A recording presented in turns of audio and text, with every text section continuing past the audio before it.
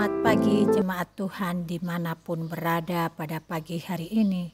Salam hangat dan salam damai sejahtera untuk kita semua. Kita kembali pada renungan pagi penyejuk iman yang terambil dari Matius pasal 11 ayatnya yang ke-29.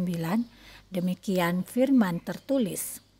Pikulah kuk yang kupasang dan belajarlah padaku, karena aku lemah lembut dan rendah hati, dan jiwamu akan mendapat ketenangan. Saudara, seorang teman bercerita tentang pengalaman hidupnya yang berat.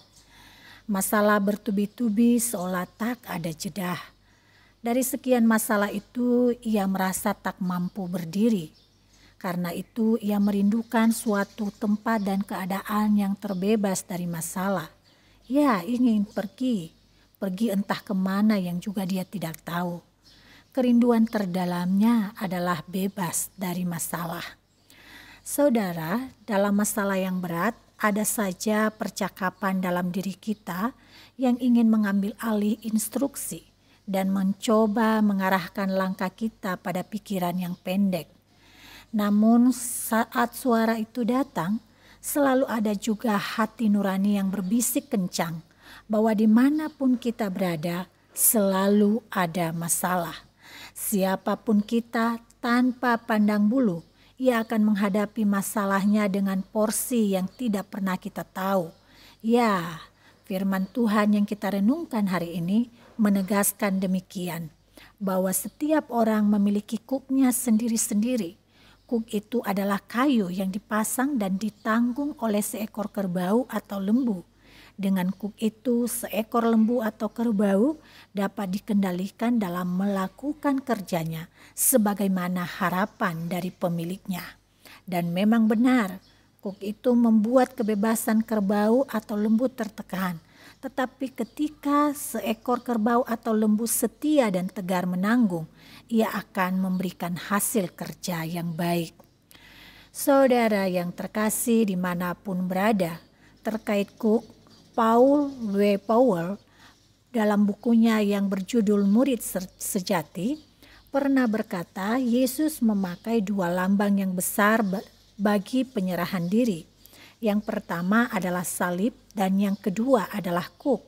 Salib merupakan alat kematian dan kuk merupakan alat untuk bekerja keras sebagai simbol dari pelayanan yang tidak mudah. Mau tidak mau dan merupakan sebuah keharusan untuk menanggung keduanya. Ya, salib dan kuk adalah lambang dari penyerahan diri, ketaatan dan pelayanan kita sebagai orang yang percaya. Saudaraku, kuk dapat menjelma dalam berbagai masalah hidup. Kita memikul kuk atas rumah tangga yang bermasalah. Kita memikul beban atas usaha yang pontang-panting. Kita memikul kuk atas hubungan teman kerja yang tidak baik. Kita juga memikul kuk atas karakter anak-anak yang tidak sesuai harapan. Dan berbagai bentuk lain yang hadir sebagai kuk dalam hidup kita. Kuk semacam ini bukan alasan berhenti, tetapi menjadi batu loncatan untuk bekerja keras secara terkendali dalam penyerahan diri pada kekuatan Tuhan.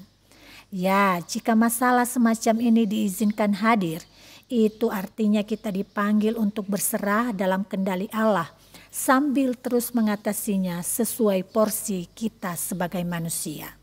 Saudaraku, saat ini jika kuk itu sedang kita pikul dan menggoda kita untuk marah dan bersungut-sungut, ingatlah pada Yesus yang telah menanggung masalah yang berat jauh lebih dari apa yang kita tanggung.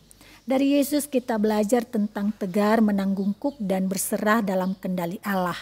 Mari meyakini bahwa kuk yang berat yang kini kita hadapi tidak pernah kita hadapi tanpa penyertaan Tuhan hingga Ia menibakan kita pada tujuannya yang indah.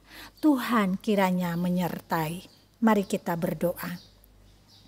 Bapa yang baik, terima kasih untuk firman-Mu yang mengingatkan kami bahwa setiap permasalahan hidup yang kami hadapi tidak lepas dari penyertaan Tuhan. Dan karena itu hari ini kami mulai melangkah dengan segala harapan dan kekuatan yang Tuhan izinkan ada dalam diri kami. Mampukan kami bisa melewati dan memecahkan setiap permasalahan hidup kami dengan bijak dalam kendali Allah dan penyerahan hidup yang total di dalam kuasa-Mu. Di dalam nama Yesus Kristus kami berdoa dengan sungguh. Amin.